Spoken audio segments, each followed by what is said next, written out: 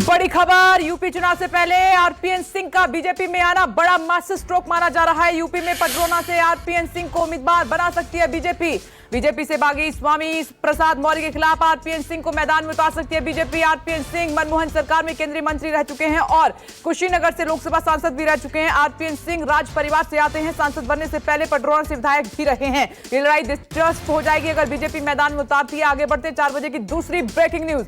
RPN Singh के पडरौना से प्रत्याशी बनाए जाने पर आप देख रहे हैं कि लगातार लड़ाई दिलचस्प होती जा रही है। कांग्रेस अब पहले से जैसी पार्टी नहीं रही है, आरपीएन सिंह ने कहा है। और इससे पहले क्योंकि वो कांग्रेस में से अब बीजेपी में आने, क्योंकि बहुत पहले से अटकलें चल रही थी कि आरपीएन सिंह बीजेपी ज्वाइन कर सकते हैं, लेकिन आखिरकार उन्होंने बीजेपी ज्वाइन किया और उसके बाद कांग्रेस पर बड़ा हमला बोला कि अब कांग्रेस पहले जैसी पार्टी नहीं रही है। अब आगे बढ़ते हैं, तीसरी ब्रेकिंग न्यूज का रुख कर लेते हैं। यूपी चुनाव से पहले बीजेपी में शामिल होने के बाद आरपीएन सिंह ने पीएम मोदी की तारीफ की, कहा कि राष्ट्र निर्माण में योगदान के लिए तैयार हूं। आरपीएन सिंह ने कहा कि देर आए दुरुस्त आए। यूपी में डबल इंजन की सरकार ने बेहतरीन काम किया। यूपी में कानून व्यवस्था में सुधार हुआ है। यूपी का विकास मतलब देश का विकास। आरपीएन सिंह ने यह भी कहा कि कांग्रेस अब पहले जैसी पार्टी नहीं है। अब आगे बढ़ते हैं, 4 बजे की चौथी ब्रेकिंग न्यूज का रुख कर लेते हैं आपकी टीवी स्क्रीन पर। 4 बजे की चौथी बड़ी खबर और आते ही लगातार अब हमलों का दौर जारी है। आरपीएन सिंह जैसे ही बीजेपी में आए हैं, कांग्रेस पर हमलावर हो गए हैं और वहीं उन्होंने आरपीएन सिंह मनमोहन सरकार में केंद्रीय मंत्री थे और कुशीनगर से लोकसभा सांसद भी रहे हैं और साथ ही राज परिवार से भी आते हैं। अब आगे बढ़ते हैं, 4 बजे की 5वीं बड़ी खबर का रुख कर लेते हैं। आरपीएन सिंह के पडरौना से प्रत्याशी बनाए जाने की चर्चा पर स्वामी प्रसाद मौर्य का भी रिएक्शन सामने आ गया है, क्योंकि अब ये लड़ाई दिलचस्प हो गई है। अब आगे बढ़ते हैं, एक और बड़ी खबर। सुप्रिया श्रीनेत ने आरपीएन सिंह पर हमला बोला है और बीजेपी में शामिल होने पर सुप्रिया श्रीनेत ने कहा कि शिद्दत से लड़ाई लड़ना वीरों की निशानी है और मुझे लगता है कि कांग्रेस में रहकर कोई भी व्यक्ति बिल्कुल अलग विचारधारा वाली पार्टी में जा सकता है। अब आगे बढ़ते हैं, 4 बजे की छठी ब्रेकिंग न्यूज का जल्दी से रुख कर लेते हैं आपकी टीवी स्क्रीन पर। एक और बड़ी खबर, बीजेपी आज यूपी की 208 सीटों पर उम्मीदवार घोषित कर सकती है। हमारी नजर लगातार बनी हुई है। बीजेपी केंद्रीय चुनाव समिति की बड़ी बैठक लगातार दिल्ली में जारी है और बीजेपी के सहयोगी दलों के साथ सीट शेयरिंग पर भी अंतिम मोहर लगाई जा सकती है और यूपी में 3 लिस्ट के जरिए बीजेपी 194 उम्मीदवारों का ही ऐलान अब तक कर पाई है। अब आगे बढ़ते हैं, 7वीं बड़ी खबर का रुख कर लेते हैं आपकी टीवी स्क्रीन पर। 4 बजे की अगली बड़ी खबर आ रही है। मिशन यूपी पर जुटे हैं गृह मंत्री अमित शाह। पश्चिमी यूपी में बीजेपी की पकड़ मजबूत करने के लिए अमित शाह जाट नेताओं से लगातार मुलाकात कर रहे हैं, उनसे बात कर रहे हैं। सूत्रों के हवाले से बड़ी खबर यह आ रही है कि गृह मंत्री Amit Shah door to door campaign कर रहे हैं और कैराना से उन्होंने शुरुआत की है। लोगों से लगातार वो बात भी कर रहे हैं। अब आगे बढ़ते हैं, एक और बड़ी खबर का रुख कर लेते हैं। कैराना के बाद अमित शाह संभालेंगे मथुरा और नोएडा के प्रचार की कमान। 27 जनवरी को मथुरा और नोएडा में डोर टू डोर कैंपेन करेंगे अमित शाह। यूपी में बीजेपी के स्टार प्रचारक रक्षा मंत्री राजनाथ सिंह भी 27 जनवरी को करेंगे प्रचार। बागपत और गाजियाबाद में चुनाव अभियान को धार भी देंगे राजनाथ सिंह। अब 9वीं बड़ी खबर आपकी टीवी स्क्रीन पर। अखिलेश यादव के पाकिस्तान वाले बयान पर बीजेपी हमलावर हो गई है। सीएम योगी ने ट्वीट करके अखिलेश यादव पर सवाल खड़े कर दिए हैं। सीएम योगी ने लिखा है कि जिन्हें पाकिस्तान दुश्मन नहीं लगता है, जिन्ना दोस्त लगता है, उनकी शिक्षा, दीक्षा और दृष्टि पर क्या कहा जाए। सीएम योगी बोले कि स्वयं को समाजवादी कहते हैं, लेकिन सत्य ये है कि इनके नस नस में तमंचावाद दौड़ रहा है। अब आगे 10वीं बड़ी खबर। केशव प्रसाद मौर्य ने समाजवादी पार्टी की नई लिस्ट पर निशाना साधा, कहा कि लिस्ट नहीं है, अपराधी वही है और नहीं ये वही सपा है, ये वही सपा है जिससे जनता खफा है। केशव प्रसाद मौर्य ने ट्वीट करके लिखा कि अपराधी वाली सपा ही है।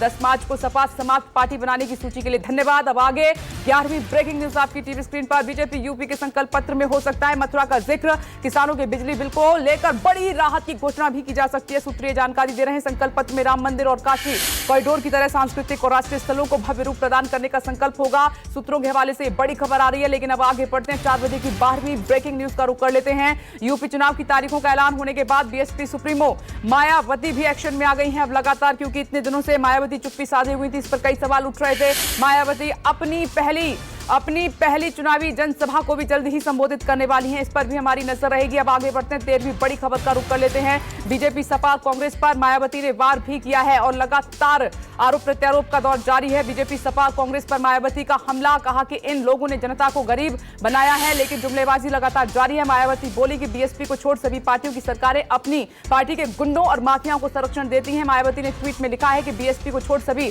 सरकारों में जंगल राज है। अब आगे बढ़ते हैं, 4 बजे की 14वीं बड़ी खबर का रुख कर लेते हैं। यूपी चुनाव में आरोप प्रत्यारोप का दौर जारी है। आप देख भी रहे हैं लगातार। सीएम योगी आदित्यनाथ ने कहावत के जरिए विपक्ष पर बड़ा हमला किया है और कहा कि करे ना धरे तरकस पहने फिरे। सीएम ने तंज करते हुए ट्वीट में लिखा कि पूरे विपक्ष का यही हाल है, सत्ता में रहे तो कुछ नहीं किया, अब चुनाव के समय में सब तरकस पहने हुए फिर रहे हैं। 15वीं बड़ी खबर की ओर बढ़ते हैं।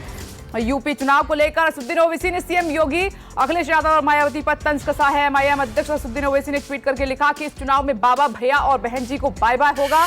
यूपी चुनाव में ओवैसी की पार्टी एमआईएम भी ताल ठोक रही है। अब 16वीं बड़ी खबर, ब्रेकिंग न्यूज। केंद्रीय मंत्री कौशल किशोर ने अखिलेश यादव पर निशाना साधा, कहा कि जिंदा से ज्यादा मुर्दों के लिए काम किया है। कौशल किशोर ने कहा कि अखिलेश यादव ने केवल 18,000 पीएम आवास योजना में मकान दिए, जिंदा से ज्यादा मुर्दों के लिए काम किया गया था, जिसमें कब्रिस्तान की बाउंड्री और हैंडपंप लगाने का काम हुआ। पर बीजेपी सरकार में 42 लाख पीएम आवास का लाभ लोगों को दिया गया है। अब 4 बजे की 17वीं बड़ी खबर, सूत्रों के हवाले से बड़ी खबर आपकी टीवी स्क्रीन पर पंजाब से।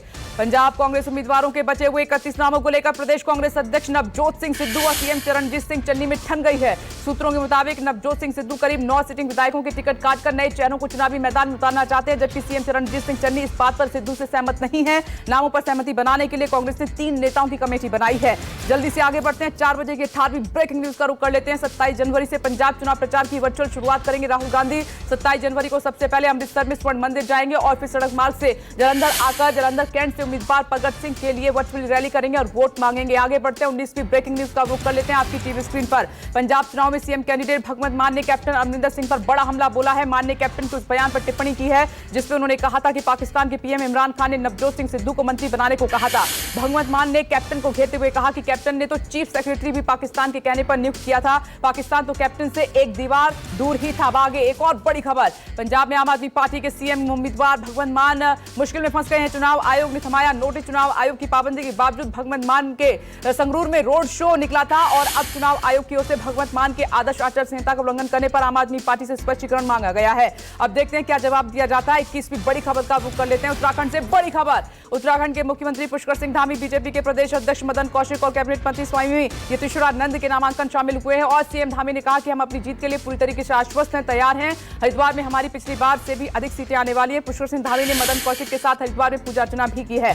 अब एक और बड़ी खबर, दिल्ली के सरकारी दफ्तरों में अब राजनेताओं की तस्वीरें नहीं दिखाई देंगी। सरकारी दफ्तरों में ना ही सीएम की फोटो होगी और ना ही किसी और नेता की तस्वीर टांगी जाएगी। मुख्यमंत्री अरविंद केजरीवाल ने आज तस्वीर हटाने की घोषणा कर दी है। सीएम केजरीवाल ने ऐलान किया है कि दिल्ली सरकार के दफ्तरों में अब बाबा भीमराव अंबेडकर और भगत सिंह की तस्वीरें लगाई जाएंगी। अब 23वीं ब्रेकिंग न्यूज, कोरोना की तीसरी लहर के बीच आज राहत की बड़ी खबर आई है कि आज कोरोना संक्रमण में 16% की कमी हुई है। स्वास्थ्य मंत्रालय के मुताबिक 24 घंटे में 2,55,000 नए मरीज मिले हैं। 614 संक्रमितों की मौत हुई है। देश में संक्रमित मरीजों का आंकड़ा बढ़कर 22,36,000 हो गया है। एक दिन में 2,67,000 लोगों ने कोरोना को मात भी दी है। अब 4 बजे की 24वीं ब्रेकिंग न्यूज, दिल्ली में कोरोना संक्रमण और कम हो गया है। एक दिन में 5,500 नए मरीज आए हैं। दिल्ली में 27 जनवरी को एक बैठक हुई थी, इसमें यह आंकड़ा दिया गया था, लेकिन वीकेंड कर्फ्यू छूट पर हो सकता है जल्दी बड़ा फैसला, इस पर भी नजर रहेगी। अब आगे बढ़ते हैं, 25वीं बड़ी खबर, मुंबई से। मुंबई में 8वीं जीनोम सीक्वेंसिंग में बड़ा खुलासा हुआ है। मुंबई में 89% कोविड मरीज हैं ओमिक्रॉन वेरिएंट से पीड़ित हैं। कस्तूरबा जीनोम सीक्वेंसिंग लैब में 280 कोविड सैंपल लिए गए थे, जिसमें 248 मरीजों में ओमिक्रॉन वेरिएंट पाया गया है। 11 डेल्टा वेरिएंट भी पाए गए हैं। अब आगे एक और बड़ी खबर, ओमिक्रॉन के नए सब स्ट्रेन से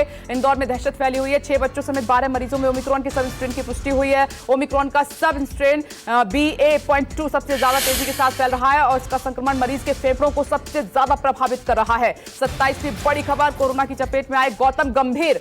गौतम गंभीर ने सोशल मीडिया पर जानकारी देते हुए कोरोना पॉजिटिव होने की पुष्टि की है। गौतम गंभीर ने संपर्क में आए लोगों को कोरोना टेस्ट कराने की अपील की। इंडियन प्रीमियर लीग में पहली बार हिस्सा ले रही लखनऊ टीम ने अपने नाम का ऐलान किया है और गौतम गंभीर लखनऊ IPL टीम के मेंटोर भी हैं। आगे 28वीं बड़ी खबर, दिल्ली में गणतंत्र दिवस समारोह में शामिल हुए सीएम अरविंद केजरीवाल और सीएम केजरीवाल ने कोरोना योद्धाओं की तारीफ की। कहा कि दिल्ली के लोग, ऑफिसर, डॉक्टर ने जिस धैर्य के साथ इस महामारी का सामना किया है वो काबिल तारीफ है। सीएम केजरीवाल ने कहा कि अभी तीसरी लहर चल रही है, लेकिन दिल्ली में ये 5वीं लहर है और सबसे ज्यादा कोरोना की मार दिल्ली वालों ने ही झेली है।